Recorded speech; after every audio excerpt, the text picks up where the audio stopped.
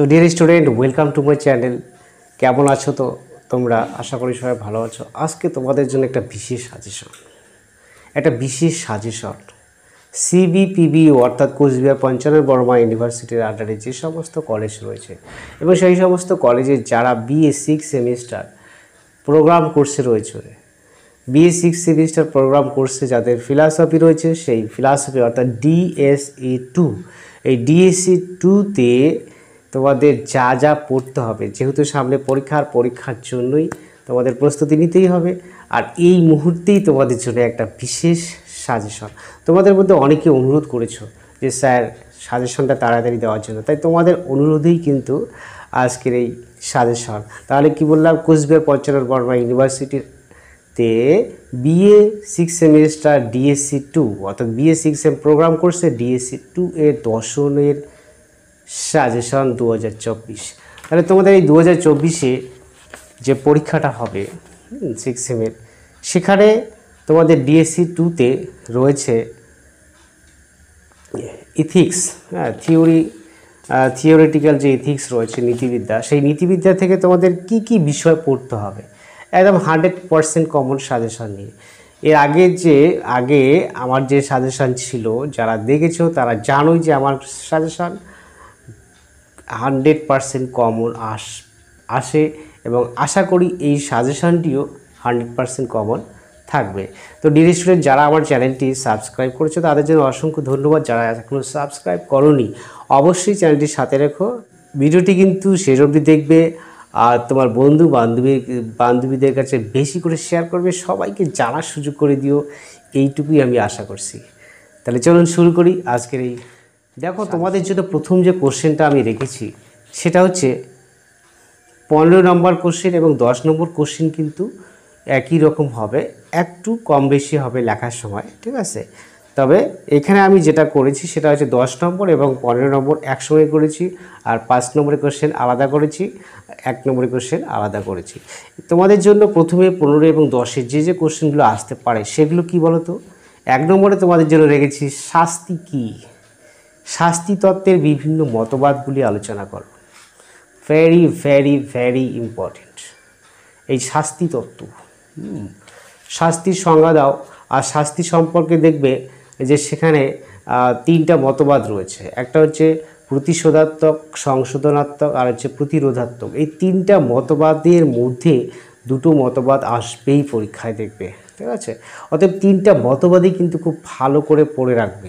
ওকে, দেখবে 10 নম্বরে হয়তো কোনো একটা মতবাদের কথা বলবে, ঠিক আছে, বা 15 নম্বরে একটা মতবাদের কথা বললো, ঠিক আছে? অতএব তোমরা 3টা মতবাদে খুব ভালো করে রেডি করে রাখবে, দেখবে সেখান থেকে কমন পাবেই।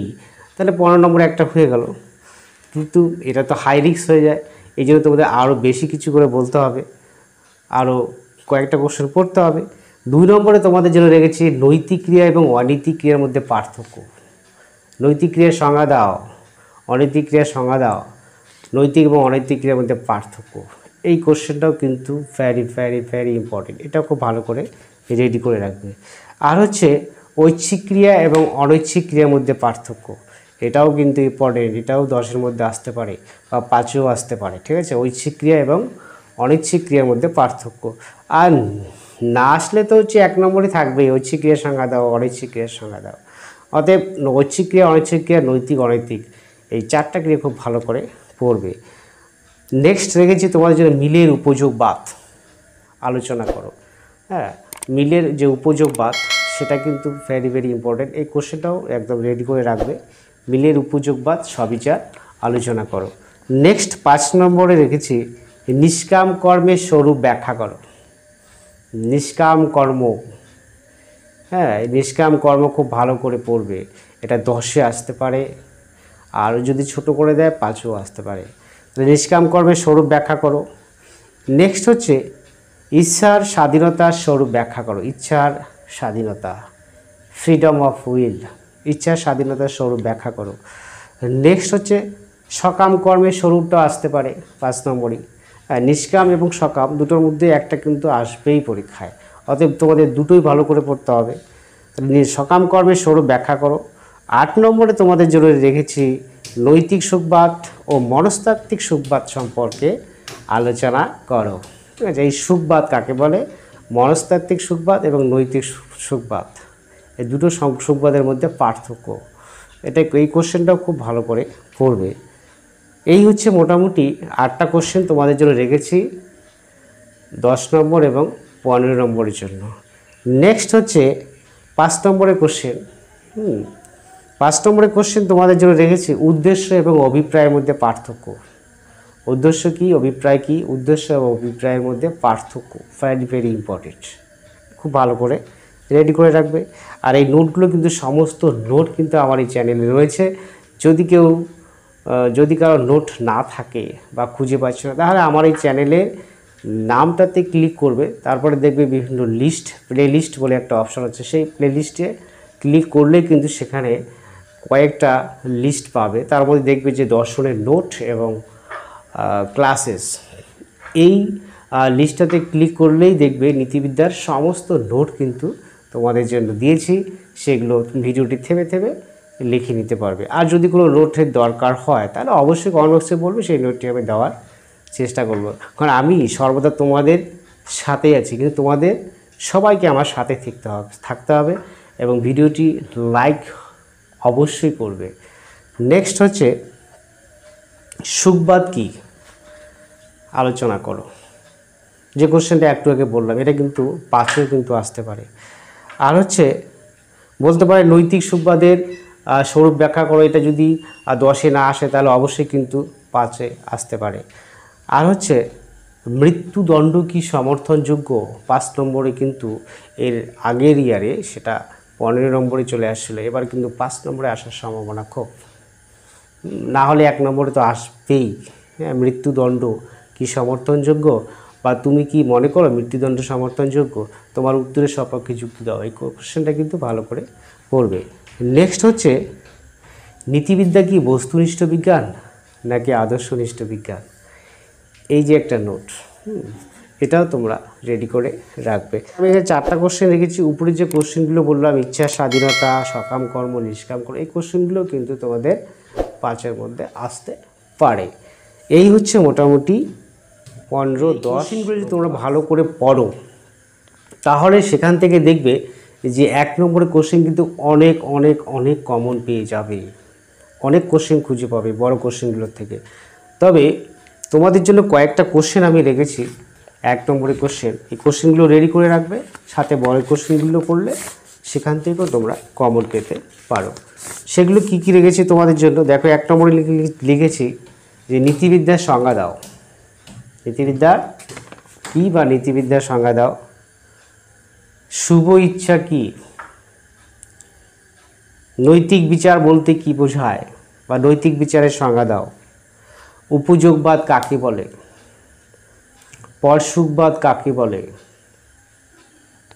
নিয়ন্ত্রণবাদ কি,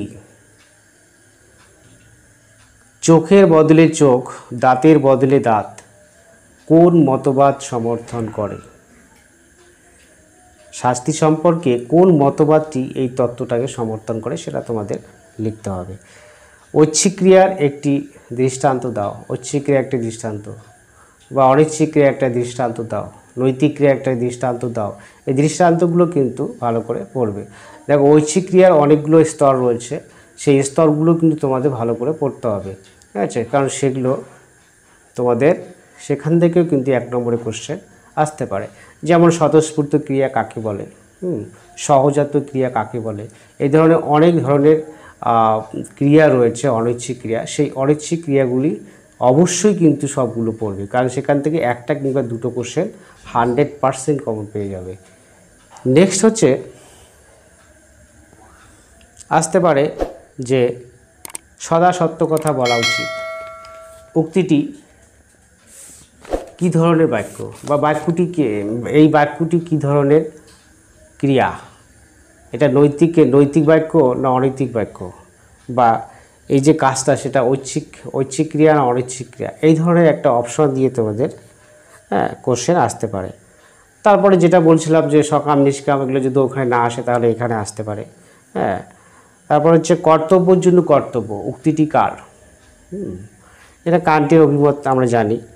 হ্যাঁ, তারপরে হচ্ছে সুখবাদের হেয়ালি বলতে কি বোঝায়? সুখবাদের হেয়ালি, হ্যাঁ, এটা ভালো করে পড়বে।